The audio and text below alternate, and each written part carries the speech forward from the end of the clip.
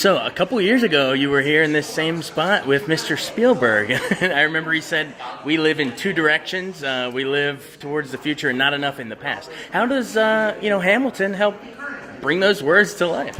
You know what I think Hamilton does is it bodies the energy of the creation of the United States, makes it relevant and hip for today as it was in its time, and reminds us of the possibilities that our republic originally promised.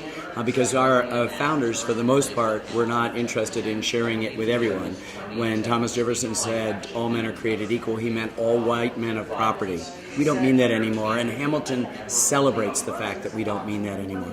Same as your Jackie Robinson doc. That was your big one that you recently came off of. Speak about that project, on the cusp of this museum opening right down the street from here this weekend. Well, I think we have for too long treated African American history as sort of an addendum to our larger American narrative when it's right at the heart of it. So having on the Mall in Washington a museum celebrating African American history is exactly right.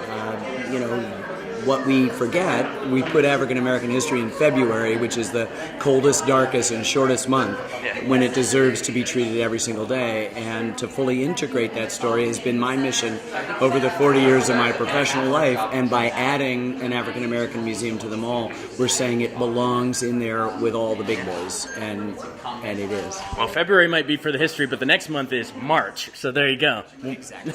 Have a good night. Thank you.